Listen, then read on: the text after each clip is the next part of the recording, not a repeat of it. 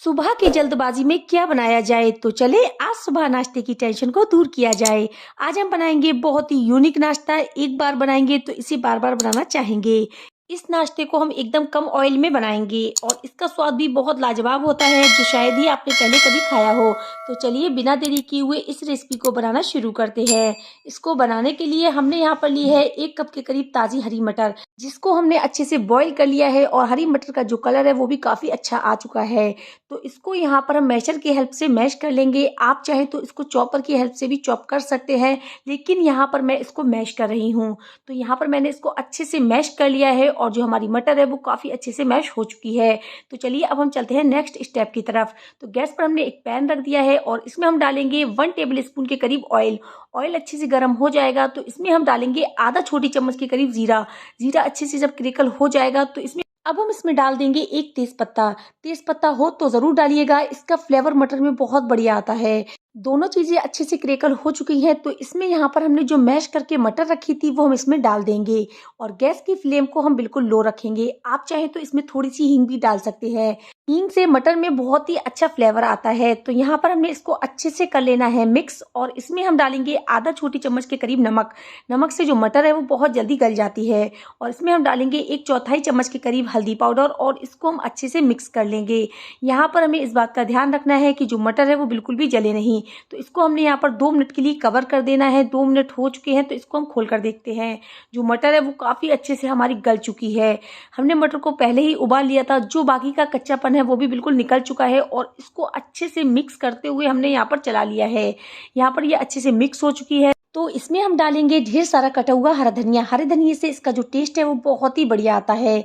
और इसमें हम डालेंगे 1 हरी मिर्च, जिसको हमने फाइन चॉप कर लिया था वो हम इसमें डाल देंगे। और इसमें हम डालेंगे 1 इंच अदरक का टुकड़ा, जिसको हमने अच्छे से मैश कर लिया था वो हमने इसमें डाल दिया है और इसको हमने अच्छे से मिक्स कर लेना है। इस स्टेज पर हमने गैस की फ्लेम को बिल्कुल लो कर दिया है और इसमें हम डालेंगे 1 टेबल स्पून के करीब धनिया पाउडर, 1/4 टीस्पून के करीब लाल मिर्च पाउडर और 1/4 टीस्पून के करीब गरम मसाला। और इसको अच्छे से हम मिक्स कर लेंगे। मिर्ची आप अपने हिसाब से कम या ज्यादा भी कर सकते हैं। इसको हमने अच्छे से मिक्स करते हुए चला लेना है। ये अच्छे से भुन चुका है तो गैस की फ्लेम को हम ऑफ कर देंगे और इसको हम एक प्लेट में निकाल लेंगे। तो चलिए अब हम चलते हैं गैस की तरफ। तो गैस पर हमने एक कढ़ाई रखी है। इसमें 1 कप पानी डालेंगे। पानी को गर्म होने के लिए छोड़ दिया था और इसमें हम डालेंगे आधा छोटा चम्मच के करीब नमक और इसमें हम डालेंगे 1 कप के करीब चावल का आटा। तो यहाँ पर अगर आपने 1 कप पानी डाला है तो यहाँ पर आप 1 कप चावल के आटे का इस्तेमाल करें। तो यहाँ पर हमें इसको अच्छे से मिक्स करते जाना है और पकाते जाना है। गैस की फ्लेम को हमें लो टू मीडियम रखना है और इसको अच्छे से मिक्स करते हुए हम पकाते जाएंगे। जब ये अच्छे से पकने लगेगा तो ये एक साइड में इकट्ठा होने लगेगा। आप चाहें तो अपने हिसाब से इसमें थोड़ा पानी और ऐड कर सकते हैं। जब ये पकता जाएगा तो ये एक साइड में डो बनकर तैयार हो जाएगा। तो गैस की फ्लेम को हम कर देंगे बंद और ये देखिए इस तरीके से ये डो के फॉर्म में आ चुका है। तो इसको हम ठंडा होने देंगे। इसको हमने एक बाउल में शिफ्ट कर लिया है। तो इसमें अब जाएगा 1 टेबल स्पून के करीब कुकिंग ऑयल और इसको हमें अच्छे से हाथों से मसल लेना है। तो यहाँ पर हम जैसे कि नॉर्मली आटा गूंथते हैं उसी तरीके से हमने इसको अच्छे से मसल कर सॉफ्ट आटा बनाकर तैयार कर लेना है। जैसे कि हम नॉर्मली घर में रोटी बनाते हैं उसका आटा गूंथते हैं उसी तरीके से हमने इसका आटा बिल्कुल सॉफ्ट बनाकर तैयार कर लिया है। आटा हमारा रेडी हो चुका है। तो चलिए अब हम चलते हैं काउंटर की तरफ। तो यहाँ पर पहले हम इसको अच्छे से हाथों से फैला लेंगे। तो यहाँ पर आप चाहें तो इसको हाथों से भी फैला सकते हैं, लेकिन यहाँ पर हम इसको बेलन से बेलेंगे। तो यहाँ पर हम इसको इक्वल बेल कर तैयार कर लेंगे। जैसे कि हम नॉर्मली रोटी बेलते हैं उसी तरीके से बस हमें हल्के हाथों से इसको बेल लेना है। तो यहाँ पर हमने इस तरह से इसकी जो रोटी है बनाकर तैयार कर लेनी है। तो यहाँ पर हमारी चावल की जो रोटी है बनकर इस तरह से तैयार हो चुकी है। तो यहाँ पर हम लेंगे एक कटोरी। आप चाहे तो कोई गिलास भी ले सकते हैं या कोई आप कप ले सकते हैं। तो यहाँ पर हम इस कटोरी की हेल्प से इसकी यहाँ पर हम छोटी छोटी पूड़ी कट कर लेंगे। तो यहाँ पर हमने एक साइज की जो छोटी छोटी पूड़ी है वो कट कर ली है और इसका जो एक्स्ट्रा आटा है वो हम एक साइड में उठाकर रख देंगे। इसका हम बाद में यूज करेंगे। तो यहाँ पर हमारी जो पूड़ी है वो बनकर तैयार हो चुकी है। तो यहाँ पर मैं आपको इसका दूसरा तरीका बताऊंगी। यहाँ पर हमने पॉलिथीन ले ली है और चावल का जो डो है वो हमने ले लिया है और इसको हाथों से हल्का सा प्रेस करने के बाद हम इसको हल्की सी बेलन से बेल लेंगे। ये बहुत ही इजी वे में बिलकर तैयार हो जाती है। ये बिल्कुल भी चिपकेगा नहीं और बहुत ही इजी वे में बनकर तैयार हो जाएगी। तो यहाँ पर हमने इस तरीके से इसकी जो रोटी है बनाकर तैयार कर लेनी है। तो यहाँ पर हमारी जो चावल की रोटी है बहुत ही इजी वे में बनकर तैयार हो चुकी है और बिल्कुल भी ये चिपकी नहीं है। तो यहाँ पर हमने कटोरी लेनी है और कटोरी की हेल्प से हमने हमने इसकी जो पूड़ी है वो काट लेनी है। तो यहाँ पर आप इस तरीके से पॉलीथिन पे भी इसको बेल सकते हैं। इससे क्या होगा, ये बहुत ही जल्दी बेल जाएगी और जो चावल का आटा है वो काउंटर में चिपकेगा नहीं। तो यहाँ पर हमारी जो पूड़ी है वो एक साइज में बनकर तैयार हो चुकी है। तो इसको हम एक प्लेट में बाहर निकाल लेंगे और बाकी का जो बचा हुआ आटा है सेम इसी तरीके से हम जो पूड़ी है वो राउंड शेप में कट कर लेंगे। तो चलिए, हमारी पूड़ी हो चुकी है तैयार। तो चलिए हम चलते हैं नेक्स्ट स्टेप की तरफ। तो यहाँ पर हमने ली है एक चलनी और इसके ऊपर हमने रखनी है पूड़ी, और जो हमने बढ़िया सी स्टफिंग बना के रखी है मटर की वो हम इसके ऊपर 1 चम्मच के करीब रख देंगे। और दूसरी पूड़ी लेनी है, उसको हमें इसके ऊपर रख देना है। और यहाँ पर हम लेंगे फॉग की हेल्प से हम इसमें अच्छी सी डिज़ाइन बना लेंगे। इससे क्या होगा, ये चिपकेगी भी नहीं और बहुत ही बढ़िया हमारी जो डिज़ाइन है वो बनकर तैयार हो जाएगी। तो यहाँ पर हमने इस तरीके से डिज़ाइन है बनाकर तैयार कर लेनी है। तो यहाँ पर हमने जो ढलिया ली है उससे क्या होगा, हम इसको हल्का सा घुमाते जाएंगे और जो डिज़ाइन है बनाकर इसी तरीके से तैयार कर लेंगे। ये बहुत ही ईजी वे में बनकर तैयार हो जाती है। तो यहाँ पर बस हमने एक पूड़ी लेनी है और इसके ऊपर हमने बढ़िया सी 1 चम्मच के करीब मटर की स्टफिंग रख देनी है और इसके ऊपर हमने दूसरी पूड़ी रख देनी है और यहाँ पर हमने हाथों से हल्का सा इसको प्रेस कर देना है। और यहाँ पर हम फॉक की हेल्प से इसमें डिज़ाइन बनाकर तैयार कर लेंगे।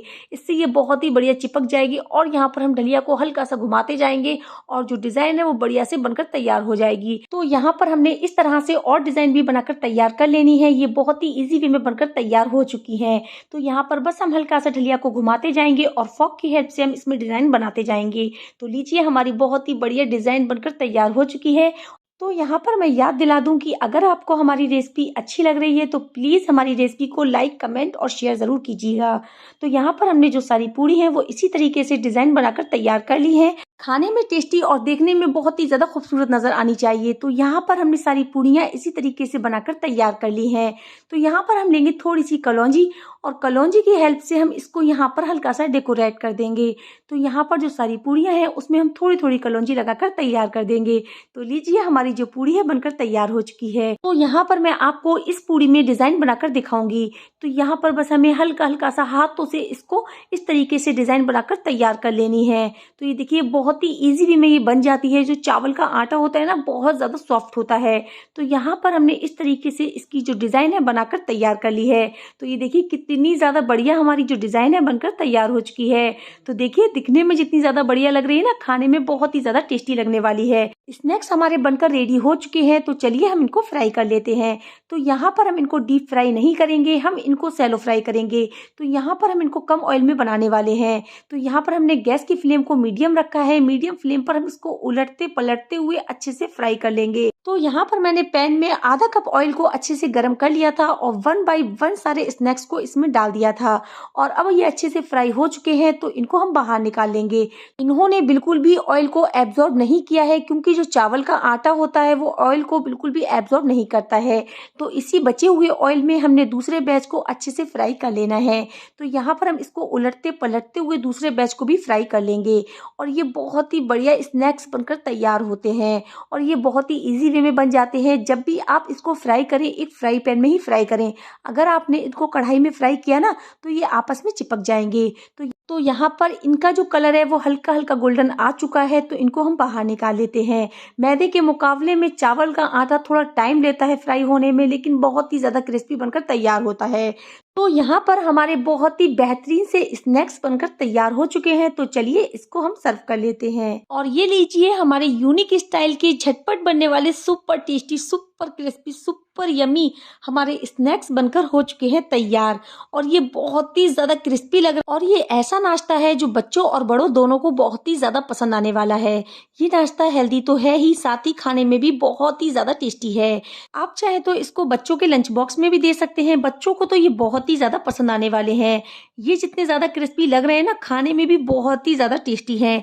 जब आप इस रेसिपी को फैमिली या मेहमानों के साथ सर्व करेंगे ना तो सब दीवाने हो जाएंगे, ऐसी रेसिपी है। तो यहाँ पर मैं आपको इसको तोड़कर दिखाती हूँ। तो ये देखिए, इसको मैंने हरी चटनी के संग सर्व किया है। तो यहाँ पर आप इसकी यम्मी फीलिंग टेक्सचर से ही पता चल रहा है ना कि कितने ज्यादा क्रिस्पी बने हैं। जरूर बनाइएगा, बहुत ही ज्यादा हेल्दी भी है और आप इसे आसानी से बना भी सकते हैं। बहुत टेस्टी रेसिपी है फ्रेंड्स, जरूर ट्राई कीजिएगा और अपनी फैमिली के संग इसको जरूर एंजॉय कीजिएगा। तो यहाँ पर अगर आपको हमारी रेसिपी अच्छी लगी है तो प्लीज रेसिपी को लाइक, कमेंट और अपने फैमिली फ्रेंड्स में इसको जरूर शेयर कीजिएगा। अगर आप हमारे चैनल पर नए हैं तो प्लीज चैनल को सब्सक्राइब कर लीजिए। मिलते हैं ऐसी ही नई वीडियो में, जब तक के लिए अल्लाह हाफिज।